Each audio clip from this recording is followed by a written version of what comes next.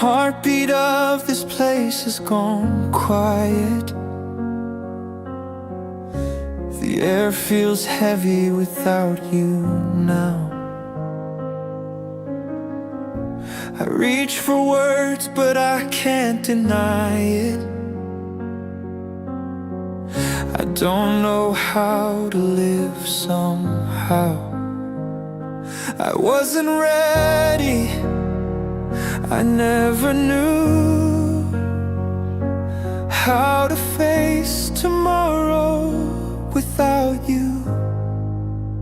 If I had one last goodbye, I'd say the things I kept inside.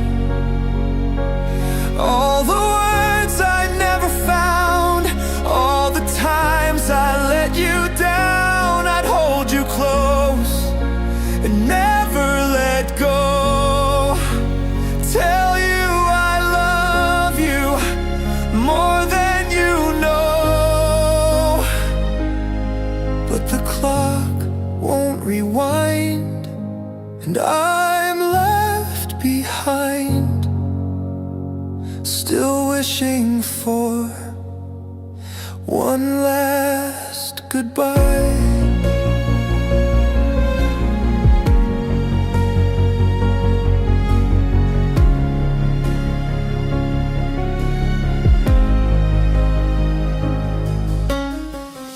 It's a pleasure to recall. You had a kindly word for each, and died beloved by all. Someday we hope to meet you, someday we may not then. To clasp your hand in a better life, and never to part again. May at this juncture hear the last tribute and farewell to our dear brother Herman Morales Sr. I wasn't ready, I never knew. Good morning, everyone. Before the folding of the flag, we would like to explain first why we have this flag. Actually, the first my quick explanation is at first we did a flag window. You are supposed to be given flag. That's first before next window. Next window is probably pag naka-flag na application, that's positive. Positive is parang major Herman under the category of charity. Okay, positive. The second degree is unity. Third degree is fraternity or brotherhood. The fourth degree is appreciation. Pero, isagaan naman sa mga tungkol kay kaduhang rason na pinanggulit may pagkasulit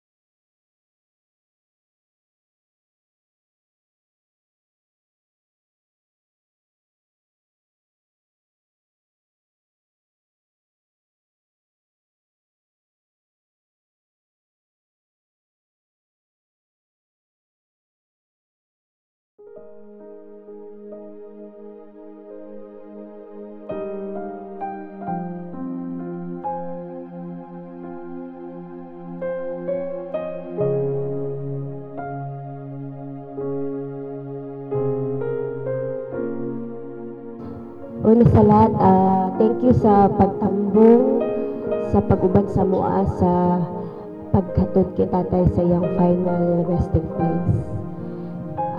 For me,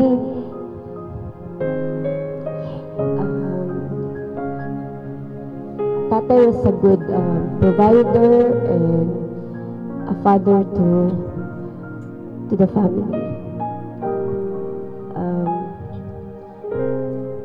Wala gid siya libog. makadlaw lang na siya, tigulaki lang na kung ano niya gusto mo na niya iya.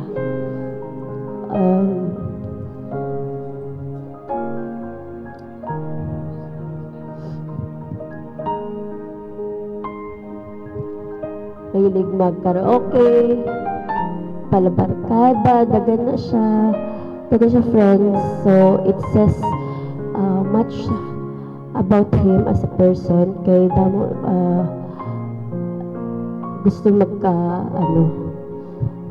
makipag-friends sa iya. Kay wala din siya libog This past few days, it's hard for all of us. Pero na-feel ko good na mas hatag ko din sa mga utod ko sa tanan na nagabulig diri since itong nagsakit si tatay itong na siya sa hospital kasi sila ang nagapulaw nag-asikaso kay tatay. Pero na-feel ko good na yung mga pagkukulang ko kay ara sa layo. Tapos hindi ako siya pwede natawagan, hindi ako siya pwede kina-istorya.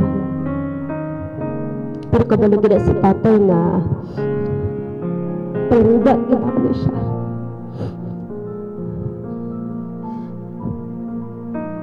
Sakit kaya. Kung katambang ko sa aya, ako pinakakusog dito naghihilak siguro. Sakit yun sa ako. Sakit yun. Dahil ako lang gigipa. Ako lang gigipa maabot niya.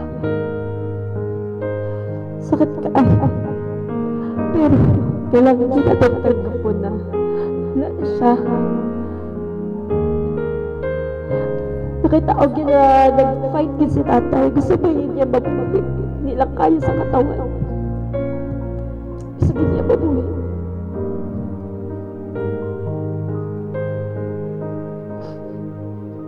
Sige lang tayo. Pero kaya man sa good hands ka naman karon. Wala ka na nagsakit ka suffer. Ang wala na ginaisip natin karon. He's still with us. He's still in our hearts forever. So, sa tanan diri na nagkadtong for sure ara mo mga memories kay tatay. So, let's just hold on to those good memories na experience natin with him. Salamat kit sa inyo tanan.